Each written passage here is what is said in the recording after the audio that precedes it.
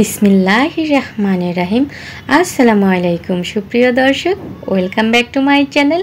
দেশ বিদেশ যে যেখান থেকে আজকের এই ভিডিওটা দেখছেন সবাইকে জানাই অসংখ্য অসংখ্য ধন্যবাদ।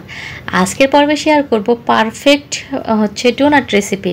ঘরে থাকা কিছু সাধারণ উপকরণ দিয়ে আজকের এই ডোনাট রেসিপিটা শেয়ার করব। ছোট থেকে বড় সবাই ভীষণ পছন্দ করবে। আশা করছি আজকের রেসিপিটা আপনাদের ভালো লাগবে। প্রথমে আমাদের বাসায় কিন্তু কলাটা অ্যাভেলেবেল থাকে, এটা সবরি কলা। আর কলাটা এরকম অবস্থায় অনেক সময় পেকে যায় বেশি, বাচ্চারা খেতে চায় না। সেই কলাটা দিয়েই কিন্তু আজকে আমি ডোনাট রেসিপিটা তৈরি করে দেখাবো। আর এই রকমের কলা বেশি পাকা কলাগুলো কিন্তু ক্যান্সার প্রতিরোধে সহায়তা করে। তা আমি এখানে 2টা কলা নিলাম আর হাফ চা চামচ পরিমাণ দিয়ে দিলাম লবণ। এখন এর মধ্যে আমি দিয়ে দিচ্ছি একটা ডিম। ডিমটা ফ্রিজে থাকলে আগে থেকে বের করে রাখতে হবে।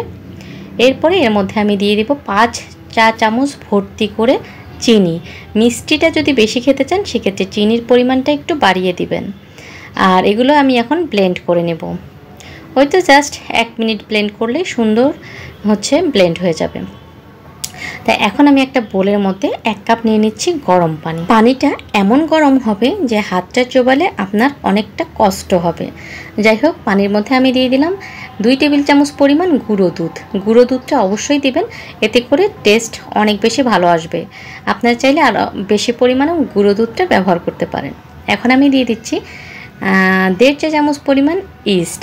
আমি এখানে যে ইস্টটা ব্যবহার করলাম সেটা কিন্তু আপনাদেরকে দেখিয়েও দিলাম।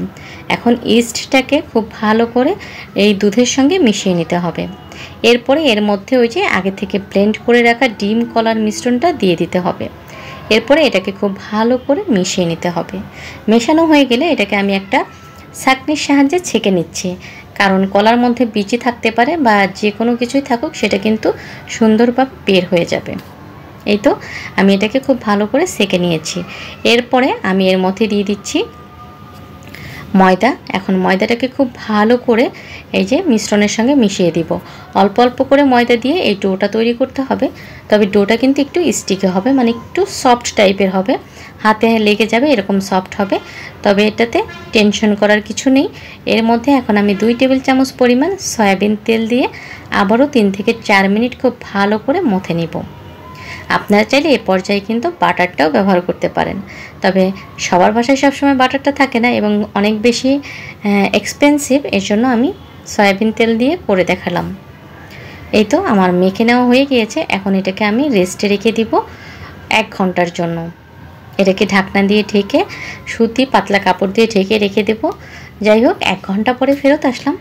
দেখুন, ইস্টটা যদি ভালো হয় আপনার 1 ঘন্টাও লাগবে না, এই ডোটা ফুলে ডাবল হয়ে যাবে।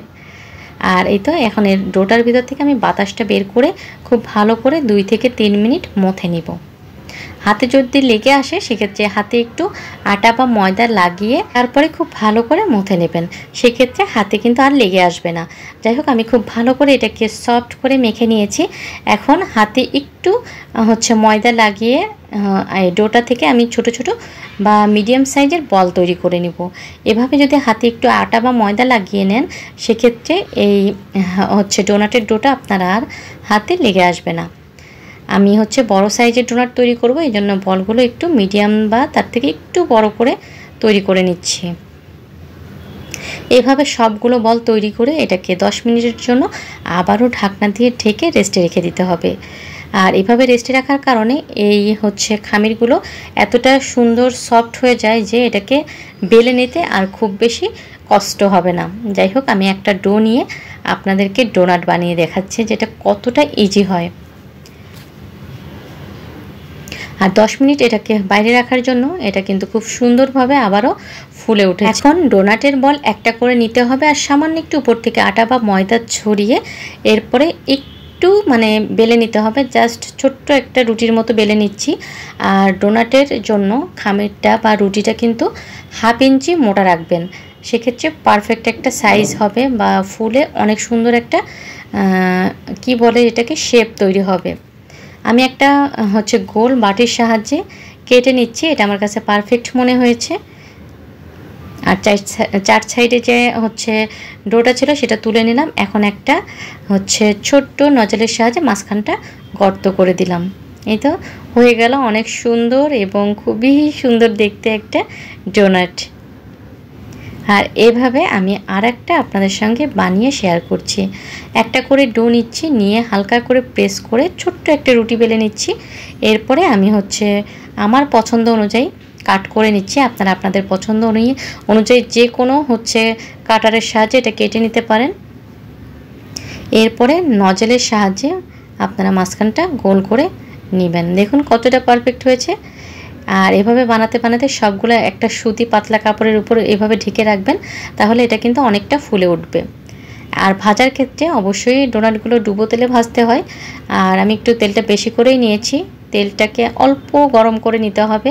তেলটা বেশি গরম হলে কিন্তু ডোনাটের এক সাইড লালচে হয়ে যাবে, ভিতরটা ভালো করে ফুলবে না। একদম অল্প জালে রেখে উল্টিয়ে পাল্টিয়ে ডোনাটগুলোকে ভেজে নিতে হবে। কমপক্ষে 8 থেকে 10 মিনিট লাগবে এক ব্যাচ ভাজার জন্য। আমি একদমই লো হিটে রেখে ডোনাটগুলোকে সুন্দর করে ভেজে নিয়েছি। আজকের এই ডোনাটের রেসিপিটা যদি আপনাদের কাছে ভালো লাগে তাহলে অবশ্যই আমার চ্যানেলটা সাবস্ক্রাইব করবেন, বেশি বেশি লাইক কমেন্টস এবং শেয়ার করবেন। যাই হোক, আমি যতগুলো প্রথমে ভেজেছি সেগুলোই আপনাদের সঙ্গে শেয়ার করছি, বাকিগুলো আস্তে আস্তে ভাজবো। আর চুলার উপর থেকে কিন্তু এগুলো শেষ হয়ে যাবে, এতটা মজা হয়।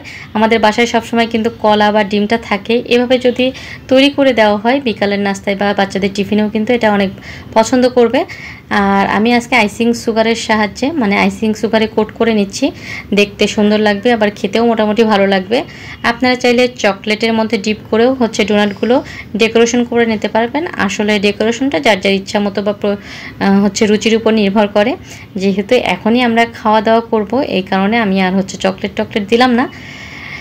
আর আজকে এমনি ভিডিওটা কথা বলতে বলতে অনেক বেশি বড় হয়ে গিয়েছে। আজকে এখানেই শেষ করছি। সবাই ভালো থাকবেন, সুস্থ থাকবেন। আল্লাহ হাফেজ, আসসালামু আলাইকুম।